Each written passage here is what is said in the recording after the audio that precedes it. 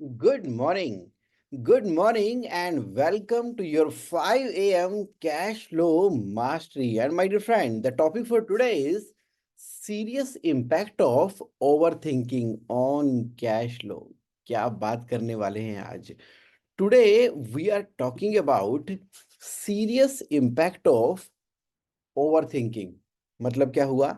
देखिए ऐसा है कि मेरी बात हो रही है बिजनेस ओनर के साथ में, बहुत डिटेल में बात हो रही है और सवाल ये पैदा हो रहा है कि जगमोहन कुछ ना कैश फ्लो की प्रॉब्लम चल रही हैं, जिसकी वजह से समझ में नहीं आ रहा कि फ्यूचर में होने क्या वाला है, किस एरिया के अंदर। कि देखो अब ना बिजनेस तो हमने खड़ा कर दिया है, लेकिन ये जो प्लांट एंड मशीनरी है ये काफ़ी पुरानी हो चुकी है। धीरे धीरे डेप्रिसिएशन होता चला जा रहा है।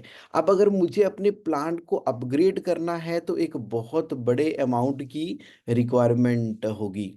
अब ये अमाउंट की रिक्वायरमेंट है तो ये पैसा आएगा कहाँ से? अगर मैं प्लांट को रिप्लेस नहीं करता तो नई टेक्नोलॉजी को अपग्रेड नहीं करता तो मेरे पास ऑर्डर आने के चांसेस कम है। तो अब मैं क्या करूं? अब मुझे फर्दर लोन ले लेना चाहिए। अगर मैं लोन ले लेता हूं तो उसकी ईएमआई का क्या होगा? तो इस तरह से ना वो कैश फ्लो की मेरे से बातचीत कर रहे हैं। तो मैंने कहा ठीक है, राइट, तो इसके ऊपर बात करते हैं। अब जब उस कैश फ्लो की प्रॉब्लम को डिस्कस करने के लिए बात करने की डिस्कशन हो रही है, तो सवाल ये पैदा हुआ, ओवर थिंकिंग। मतलब मतलब मेरी जब बहुत डिटेल में उन बिजनेस ओनर से डिस्कशन हो रही है तो पॉइंट यहाँ आया कि समस्या तो है। अब समस्या क्या है? इस केस में देखो समस्या क्या है।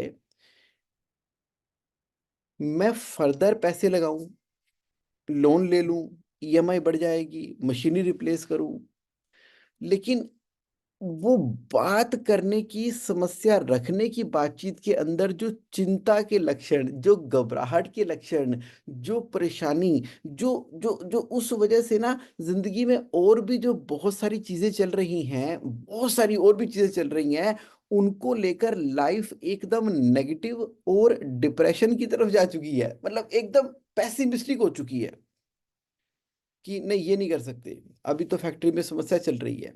अच्छा, घर में अभी कोई फंक्शन नहीं कर सकते, अभी तो ये फैक्ट्री की समस्या चल रही है। अभी तो लाइफ में ना समय ठीक नहीं चल पा रहा, मेरी कैश फ्लो की कोई बड़ी दिक्कत है, जिसकी वजह से पहले वो समस्या दूर हो जाए। अगर वो समस्या दूर ना हुई, 4 महीने और प्रॉब्लम्स आपने ले ली, उनकी जो बातों की वाइब्रेशन है, जो घबराहट है, जो फियर है, मैंने जब उसको आइडेंटिफाई किया ना, तो पता लग रहा है कि ये सारा का सारा नतीजा उस कैश फ्लो की प्रॉब्लम के बारे में थिंक करने का नहीं है, उसके बारे में ओवर थिंकिंग करने का मतलब है। मेरे कहने का मतलब ये हुआ कि कई बार हमारी जिंदगी के अंदर कैश फ्लो की वो समस्या आई, उस समस्या को थिंक ऑन पेपर करने की जगह, यानी कि क्यों ना एक शीट के ऊपर लिखा जाए कि ये समस्या है। अच्छा, इसके ऑल्टरनेटिव क्या हो सकते हैं? Option one, option two. अच्छा, ऑप्शन वन के पॉजिटिव पॉइंट क्या हो सकते हैं? ऑप्शन वन के नेगेटिव पॉइंट क्या हो सकते हैं? ऑप्शन टू के क्या हो सकते हैं? और अगर उसको थिंकिंग ऑन पेपर, यानी कि हमने लिया पेपर और उसके ऊपर लिखना शुरू किया, वेरियस ऑप्शन को देखा, इवेल्युएट किया और अल्टीमेटली बाद में एक डिसीजन लिया कि नहीं नहीं, मुझे ना अब कोई कैपेसिटी को इंक्रीज नहीं करना है, इनफैक्ट मैं अपनी कंपनी की गुडविल, ब्रांडिंग और क्रेडिबिलिटी का इस्तेमाल करते हुए instead of doing the manufacturing, मैं तो जी ट्रेडिंग या मार्केटिंग ही करूंगा और जो फ्रेश ऑर्डर आ रहे हैं वो मार्केट से बनवा के सप्लाई कर दूंगा। हो सकता है कि ये वाली डिसीजन ली जा सकती थी, वो एक ही दिन की थिंकिंग के द्वारा ली जा सकती थी, ये डिसीजन उसी हफ्ते में ही कंप्लीट हो सकती थी, लेकिन ये डिसीजन को लेने के लिए आपको मालूम है पिछले 6 महीने से लगातार थिंकिंग होती चली जा रही है। थिंकिंग ऑन पेपर नहीं हो रहा है, ओवर थिंकिंग हो रही है उस मैटर के ऊपर। ओवर थिंकिंग होने की वजह से चिंताएं, घबराहट आ रही हैं जिंदगी में। और भी जितने कैश फ्लो से जुड़े हुए सवाल आते हैं, क्योंकि पहले वाले पॉइंट के ऊपर कोई डिसीजन लिया नहीं गया, तो दूसरे वाला पॉइंट भी एक प्रॉब्लम बन जाता है। और धीरे धीरे उसका इम्पैक्ट लाइफ के ऊपर आना शुरू हो गया है।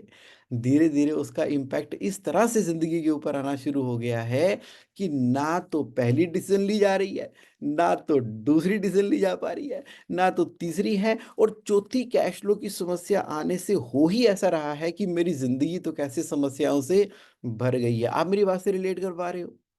आप मेरी ओवर थिंकिंग वाली बात से रिलेट कर पा रहे हो? तो हल क्या है? किसी भी समस्या को एक से ज्यादा बार सोच के उसका हल निकल जाएगा क्या? चिंता करने से हल निकलेगा कि चिंतन करने से हल निकलेगा? आप कह रहे हो जुगोन, ठीक है, तुम्हारी बातें ना अब मुझे समझ में आनी शुरू हुई है। जब तुमने टॉपिक शुरू किया था ना, तो मैं समझ नहीं पा रहा था। यानी कि जगमोहन, तुम ये कहना चाहते हो कि take decision based upon thinking, based upon chintan, based upon writing the problem on the paper and consulting with the right stakeholder at the right time। हाँ जी, बिल्कुल यही कह रहा हूं मैं। एग्जैक्टली 100% मैं यही कहना चाह रहा हूं। क्यों हो रही है डिले इन डिसीजन? इतनी लंबी लंबी डिलेस क्यों हो रही है? ये डिले करने के चक्कर में अब हमने कैश फ्लो की समस्याओं को अवॉइड क्यों करना शुरू कर दिया है? वो क्या फियर है, वो क्या डर है जो आज की डेट में हमें एक कॉन्शियस डिसीजन लेने को मना कर रहा है? वो क्या चीज है जो हमें रोक रही है कि चलो इस कैश फ्लो की समस्या के ऊपर आज की डेट में ये डिसीजन ले लेते हैं और अपनी अटैचमेंट छोड़ देते हैं, और उसके पॉजिटिव या नेगेटिव कंसीक्वेंसेस को एक्सेप्ट करने से भी क्यों हम भाग रहे हैं? एक ही कारण है ना? क्या? उस विषय के ऊपर कुछ करना। क्या करना? ओवर थिंकिंग करना। ओवर थिंकिंग करना। एक एग्जाम्पल के साथ में मैं आपसे बात करता हूं। इस प्रोडक्ट को हम खुद बनाएं अपनी कैपेसिटी को एक्सपेंड करते हुए, या इस प्रोडक्ट को हम बाहर से वाइट लेबलिंग करके बनवा लें। अब हमें डर लग रहा है कि अगर हम वाइट लेबलिंग करके बाहर से बनाते हैं तो हो सकता है कि क्वालिटी पे कॉम्प्रोमाइज़ हो जाए। वाइट लेबलिंग करके बनाते हैं, जिसे बना रहे हैं, हो सकता है कि वो दो चार लोगों को और भी सप्लाई करना शुरू कर दे। उस फियर में हमने क्या किया? खुद अपने यहाँ पर ऑलरेडी ओडी लिमिट चल रही है, सीसी लिमिट चल रही है, टर्म लोन चल रहे हैं, कैश फ्लो की समस्याओं से अभी डील कर रहे हैं, लेकिन मन कहता है कि ना ना ना ना ना ना, मुझे अपने यहाँ पर ही बनाना है। अब बनाने के लिए आधे अधूरे मन से उसको शुरू भी कर दिया, लेकिन फिर भी मन घबराता चला जाता है। यानी कि एक तरफ वो डिसीजन ना लेने की वजह से, उस डिसीजन को बहुत ज़्यादा लिंगर ऑन करने की वजह से, उस नए प्रोडक्ट को डेवलप करने की जो अपॉर्चुनिटी थी वो भी निकल गई। तो आप कह रहे हो कि जगमोहन, तुम इशारा ये करना चाहते हो कि कैश फ्लो जो है वो क्विक डिसीजन मेकिंग के ऊपर डिपेंड करता है? हाँ जी। कैश फ्लो ओवर थिंकिंग से नहीं मैनेज होगा। Cash flow quick decision making के साथ में कंट्रोल के अंदर आएगा। क्विक डिसीजन मेकिंग भी वो वाली डिसीजन मेकिंग के साथ में काम में आएगा जिसके अंदर हम थिंक ऑन पेपर करेंगे, क्विक डिसीजन मेकिंग करेंगे, सिचुएशन को इवेल्युएट करके इस बात का ध्यान रखेंगे। कौन सी बात का? कि never run out of cash balance. मतलब मतलब ये हुआ कि जब हम बिजनेस रन कर रहे हैं ना, तो उसके अंदर जितनी पूंजी की रिक्वायरमेंट कंपनी के अंदर है, मान लीजिए आपने सोचा कि मेरी कंपनी में at any given point of time 3 महीने का, 3 महीनों के खर्चों के बराबर का कैश रिजर्व होना चाहिए, तो वो होना ही चाहिए। वो होना ही चाहिए। अब कई जगह तो मैंने ये भी सजेस्ट किया है कि अगर आपको थोड़ा-सा टर्म लोन बढ़ा के अपनी रेगुलर वर्किंग कैपिटल के अंदर जो खर्चे हैं, उसमें 3 महीने की बराबर की सैलरी का पैसा हमेशा सफिशिएंटली अवेलेबल रहना ही चाहिए, तो वो भी अलाउड है। अगर नहीं, तो क्या हो जाएगा? ओवरथिंकिंग हो जाएगी यहाँ पे। अब क्या होगा? तब क्या होगा? अगले महीने की सैलरी पूरी कहाँ से होगी? इस महीने की सैलरी खर्चे ही पूरे कहाँ से होंगे? बिज़नेस के अंदर एक तरफ तो मैं कैपिटल एक्सपेंडिचर की डिसीज़न ले नहीं पा रहा, इधर से तो मेरी सैलरी का भी चक्कर आना शुरू हो गया है और उधर किसी ने इंक्रीमेंट माँग लिया, उधर कोई 5 साल से पुराना एम्प्लॉयी रिटायर हो गया जिसके ग्रेच्युटी का क्लेम बन गया, कहीं से कोई ईएसआई, पीएफ की खबर आ गई, कहीं से कोई जीएसटी वाले आ गए। इस तरह की चीज़ें जो पहली वाली कैश फ्लो की प्रॉब्लम के ऊपर आपने डिसीजन नहीं लिया था और ओवरथिंकिंग कर रहे थे और सडनली इसके ऊपर 1, 2 या 3 और प्रॉब्लम आ जाती है ना, तो बस वहीं पे बात खत्म हो जाती है और मन घबराने लग जाता है और उसका शरीर के ऊपर भी इम्पैक्ट आता है। आप कह रहे हो जुम्मन आज तो तुमने बड़ा ही ना इंटरेस्टिंग टॉपिक चूज कर डाला, जिसके अंदर तुमने ये कहा कि ओवरथिंकिंग नहीं करना है कैश फ्लो के एरिया के अंदर। कैश फ्लो के एरिया से ओवरथिंकिंग को एलिमिनेट करने के लिए हमें बजटिंग का सहारा लेना था, लेना है और लेते रहेंगे।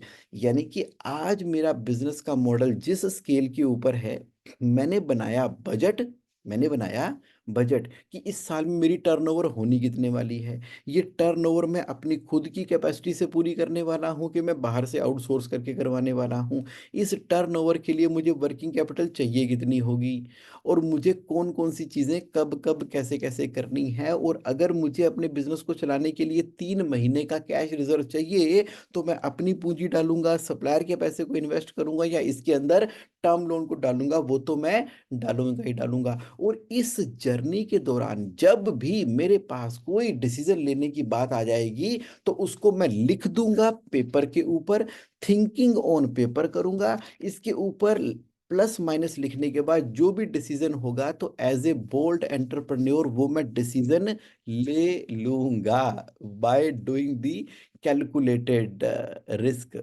नहीं तो उसका इम्पैक्ट आपके कैश फ्लो के ऊपर इस तरह से आता है जो कि आपकी हेल्थ को इम्पैक्ट कर देता है, जो कि आपकी डिसीजन मेकिंग के प्रोसेस को वीक कर देता है, जो फियर को जन्म देता है।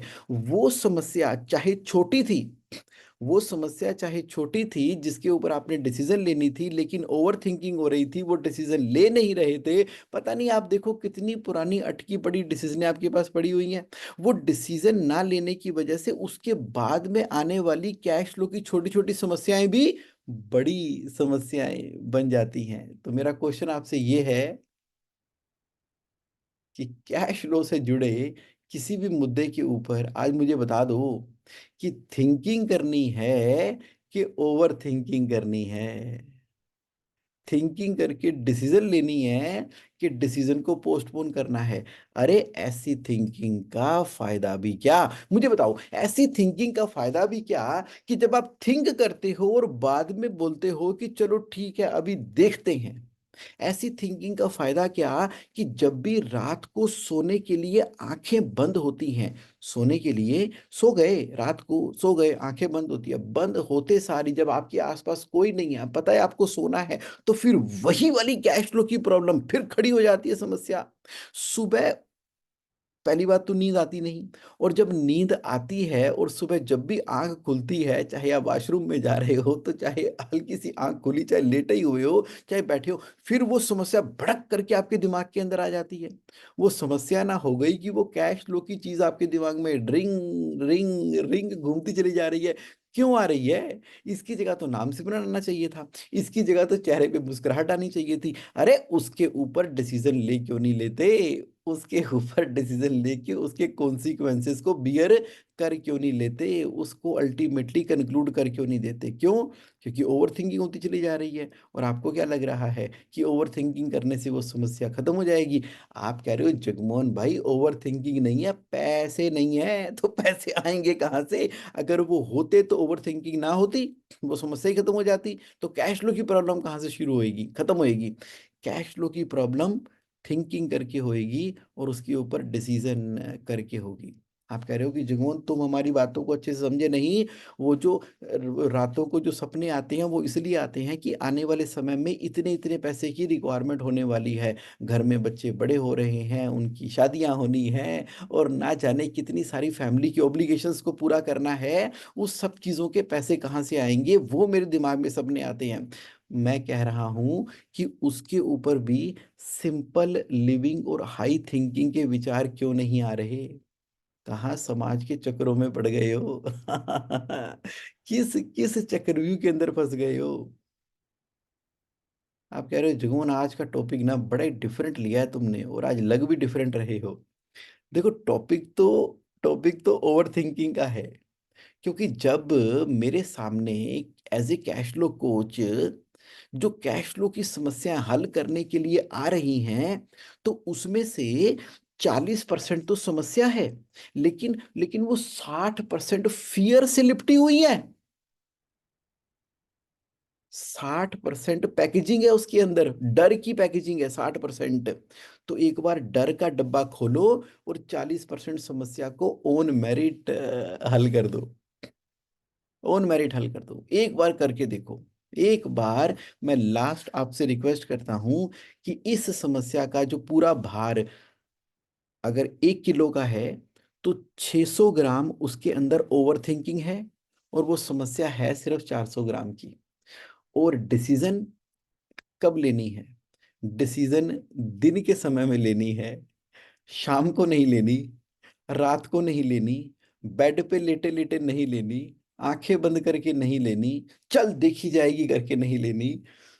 कैश लो की सारी समस्याओं को एक पीस ऑफ पेपर के ऊपर पेंसिल के साथ में लिख के, दिन के समय जब सूरज चढ़ा हुआ है, आप टेबल पे बैठे हो, होशो हवास के अंदर हो, प्लस माइनस लिख रहे हो, और उसके बाद आप कैलकुलेट करके फिर अपने मन को समझाते हो कि चलो अब ये काम कर देना चाहिए या ये वाला काम नहीं कर देना चाहिए। ये डिसीजन उस समय लेनी है, और उसके ऊपर फिर क्या कर लेना है? सेकंड ओपिनियन लेने ला है अपने दोस्त का, हाँ, अपने कैश फ्लो कोच का, कि जुगमोहन भाई ये देखो जी, ऐसे ऐसे करके ना ये मेरे दिमाग में काफी टाइम से पॉइंट चल रहा था। उसके ऊपर जब मैंने कॉन्शियसली देखा तो इसके ये पॉजिटिव और ये नेगेटिव इम्पैक्ट है। तो मैंने पॉजिटिव इम्पैक्ट और नेगेटिव इम्पैक्ट को इवेल्युएट करते हुए आज ये डिसीजन ले ली है, और ये मैं लेने वाला हूं, और ये मैंने कर दिया। और जैसे ही आपने डिसीजन लेके उसको एग्जीक्यूशन में डाल दिया ना, तो मैं आपको क्या बता रहा हूं, इकोनॉमिक इन्वायरमेंट आपके आसपास का चेंज होना शुरू हो जाएगा। नया प्लांट लगाना है, लगा लो। क्यों लगाना है? बस वाई बता देना। कब लगाना है? अपना कितना अरेंजमेंट है, बाहर से कितना अरेंजमेंट करना पड़ेगा? हमें लगता है कि हर समस्या का सॉल्यूशन ही अगर मुझे और पैसा मिल जाए ना, तो समस्या हल हो जाएगी। अगर कोई प्राइवेट इक्विटी इन्वेस्टर मिल जाए ना, सारी समस्याएं दूर हो जाएगी। ये जो और मिल जाएगा तो समस्या दूर हो जाएगी, ऐसा करने की वजह से सारी समस्याएं दूर नहीं होती हैं। समस्याएं दूर होती हैं कोलैबोरेशन से। जिस सप्लायर को पैसे देने हैं ना, अरे भैया उसी से ही बात कर लो, उसी को कोलैबोरेट कर लो। जो नया प्लांट बढ़ाना है ना, देखो ऑलरेडी किसका प्लांट है जो कि सरप्लस कैपेसिटी में चल रहा है, उसकी सरप्लस कैपेसिटी को बाय कर लो। शूज मैन्युफैक्चरिंग करते हो, चलो आगरा। प्लास्टिक मैन्युफैक्चरिंग करते हो, चलो मानेसर इंडस्ट्रियल एरिया। क्या करते हो आप? जो भी कर रहे हो, हर समस्या को एक बार कैश फ्लो के अंदर एक सिस्टम होता है, बार्टर सिस्टम। बार्टर सिस्टम कि मैं ये करता हूं, मेरी एक्सपर्टीज है, तुम वो करते हो, तुम्हारी वो एक्सपर्टीज है। तो इसके अंदर ये पार्टनरशिप करने की जगह ना जेवी करते हैं। पार्टनरशिप करने की जगह जेवी करते हैं, कागजों के ऊपर पार्टनरशिप बनाने की जगह, जिससे आपकी सारी की सारी कैश फ्लो की समस्याएं हल होती नजर आती हैं। एक दूसरे से कोलैबोरेट करो, सपोर्टिव बनो, आगे बढ़ो। तो मैंने ना काफी सारे एरिया आपको कैश फ्लो की समस्या से रिलेटेड प्रोवाइड किए हैं। अब ये बातें मेरे माइंड में क्यों आई? क्योंकि आप ही ने तो सवाल पूछा। लेकिन उस सवाल के अंदर 60% की चिंता है। अब जब मैं इन कैश फ्लो की समस्याओं को हल कर रहा हूँ, तो मुझे क्या करना पड़ रहा है? पहले उन 60% चिंताओं को दूर करना पड़ रहा है, उन ओवरथिंकिंग को हटाना पड़ रहा है, और फिर जब मिल के खुशी मन से, अच्छे से, बिज़नेस, बिज़नेस है, पर्सनल लाइफ़ है, क्यों मिक्स कर रखा है दोनों को? घर आते हो तो घर की ज़िंदगी, काम पे जाते हो तो काम की ज़िंदगी, ऑन पेपर डिसीज़न लेके अब आपने इन सब कैश फ्लो की समस्याओं को हल करना शुरू कर दिया है। तो stop worrying, start living, and have a great and amazing life ahead to all the business entrepreneur जिन्होंने पूरी बुलंदियों के साथ में ना जिंदगी की उस महान बेड़े को उठा रखा है जिसका नाम है बिजनेस। और बिजनेस को रन करना एक बहुत ही करेजियस एक्टिविटी है, एंटरप्रेन्योरशिप स्किल है। तो all the men and women who are the business entrepreneur doing the business, handling the cash flow, so handle the cash flow with चिंता, नॉट चिंतन, and have a great and amazing life ahead. और आज एक बहुत ही खास जगह से मैं आज का 5 AM कैश फ्लो सेशन कर रहा हूँ, और पिछले कई घंटों से मैं सोया नहीं हूँ। तो मुझे था कि आज का 5 AM करके उसके बाद ही मैं सोऊंगा। अब मैं जा रहा हूँ, पिछले 24-26 घंटों की जागने के बाद सोने जा रहा हूँ। मैं आज हयात होटल में हूँ, गुरुग्राम में हूँ, और बड़ा ही अमेजिंग दिन रहा है। और अब सक्सेसफुली 5 AM भी ओवर थिंकिंग के ऊपर मैं कंप्लीट डिक्लेयर करता हूँ, and I am going to sleep now. Thank you. Have a great and amazing life ahead. फिर मिलते हैं नेक्स्ट सैटरडे एक नए 5 AM cash flow mastery session के साथ। Thank you so much Chetan ji, great insight, great advice. I am from period today, क्या बात है। Love you my dear friend, love you. Thank you sir. Okay bye, have a great time.